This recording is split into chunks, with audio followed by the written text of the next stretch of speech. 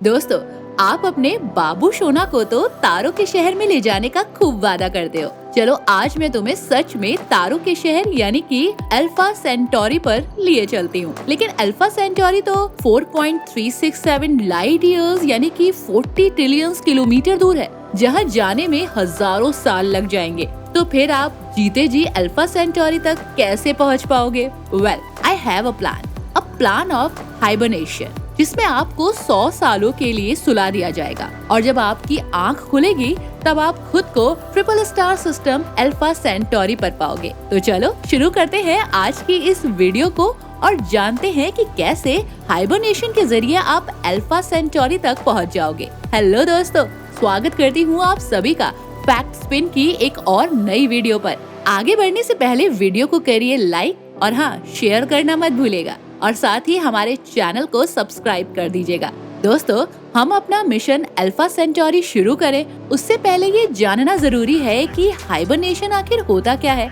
आपने जैसे जानवरों के बारे में सुना होगा जो सर्दी के मौसम में रेस्टिंग स्टेज पर चले जाते हैं, like a nearly dead animal, and then favourable climate होते ही ये नॉर्मल स्टेज में वापस आ जाते हैं। इसी प्रोसेस को हाइबरनेशन कहते हैं। हाइबरनेशन के दौरान एनिमल्स का body temperature, heart rate and metabolism काफी हद तक डिक्रीज हो जाता है और वो इंटायरली इनएक्टिव हो जाते हैं। इस वजह से उन्हें बिल्कुल न के बराबर एनर्जी की जरूरत पड़ती है और वो बिना कुछ खाए पिए ही खुद को महीनों तक जिंदा रख पाते हैं। हाइबरनेशन में जाकर एनिमल विंटर सरवाइव कर लेता है। तो क्या हम इसी स्टेज पर जाकर अल्फा सेंटोरी पहुंचने तक खुद को बचाए नहीं रख सकते? वेल, जरूर रख सकते हैं। अगर जानवरों की तरह हम इंसानों को भी हाइबरनेशन में डालकर ह्यूमन बॉडी को इंटायरली इनएक्टिव कर दे तो ह्यूमंस का भी एजिंग प्रोसेस रुक जाएगा। और अगर हमने 30 साल की उम्र में किसी इंसान को हाइबरनेशन में डाल दिया और फिर उसे 100 साल बाद ही क्यों न जगाया जाए, जागने के बाद उसकी उम्र 30 साल ही होगी। ऐसा आपने फिल्मों में जरूर देखा होगा। तो वो कौन सी फिल्म थी? कमेंट में जरूर बताइएगा। अगर हमने वैसा स्पेसक्राफ्ट डेवलप कर लिया जो 100 सालों में अल्फा सेंटोरी तक पहुंच सकता है, तब हम इंसानों को हाइबरनेशन में डालकर अल्फा सेंटोरी तक भेज सकते हैं। पर कहना तो आसान है, लेकिन करना बहुत मुश्किल। हाइबरनेशन से हम अपने सपनों के तारों के शहर में पहुंच तो सकते हैं, लेकिन हाइबरनेशन में जाना ही बहुत बड़ा चैलेंज है।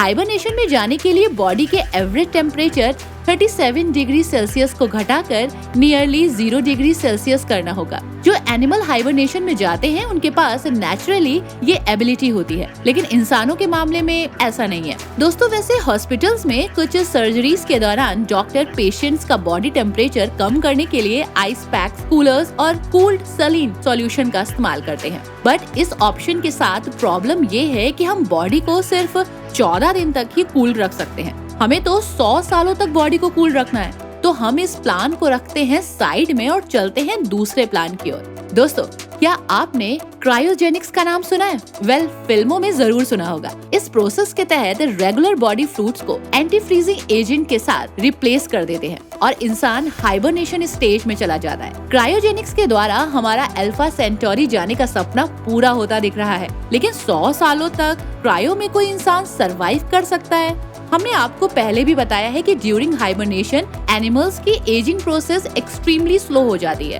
तो इंसानों के मामले में भी ऐसा ही होगा और क्रायोजेनिक्स में 100 सालों तक सोए रहने के बाद सीधे आप अल्फा सेंटोरी पहुंच जाओगे। पृथ्वी छोड़ने और अल्फा सेंटोरी तक पहुंचने के बीच पूरी 1 सेंचुरी बीत चुकी होगी और इन 100 सालों में टेक्नोलॉजी पूरी तरह बदलकर एक्सट्रीमली एडवांस हो चुकी होगी। टेक्निकली हम कितना आगे बढ़ चुके होंगे, इसका अंदाजा आप प्रेजेंट वर्ल्ड एंड 100 साल पीछे की दुनिया का कंपेयर करके लगा सकते हो। टेक्निकली एडवांस होने के बावजूद अर्थलिंग्स के पास क्लाइमेट चेंज की बहुत बड़ी चुनौती होगी। क्लाइमेट चेंज की वजह से पृथ्वी पर कंटिन्यूसली एनवायरमेंटल डिजास्टर्स आ रहे होंगे और इस एनवायरमेंटल डिजास्टर्स को रोकने में ही सारी दुनिया लगी होगी।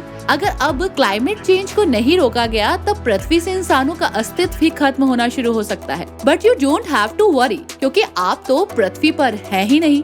100 सालों तक क्रायोजेनिक्स में सोने के बाद आप अल्फा सेंटोरी पहुंच चुके हैं। इन 100 सालों में आपके जो भी रिश्तेदार पृथ्वी पर रहे होंगे वो सभी मर चुके होंगे और जो ग्रैंड चिल्ड्रंस की न्यू जनरेशन होगी आपको उसके बारे में खबर ही नहीं होगी। तो आपको पृथ्वी से कोई लेना देना ही नहीं है। तो अपने नए घर अल्फा सेंटोरी के बारे में ही सोचिए ना। मैंने आपको अल्फा सेंटोरी तक पहुंचा दिया, लेकिन क्या प्रैक्टिकली ये पॉसिबल है?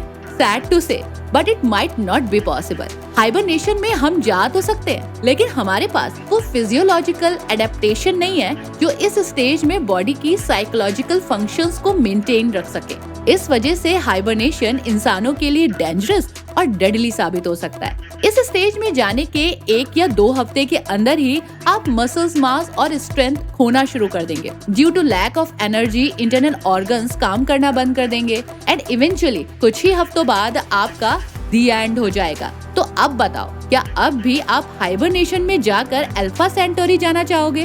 वैसे दोस्तों, आपको क्या लगता है, क्या हम इसी सेंचुरी में कोई स्पेस प्रोब अल्फा सेंटोरी तक भेज पाएंगे? कमेंट में जरूर बताइएगा। वीडियो अच्छी लगी हो तो लाइक और शेयर कीजिएगा और ऐसे ही और भी इंटरेस्टिंग वीडियोस देखते रहने के लिए हमारे चैनल को सब्सक्राइब जरूर कर दीजिएगा।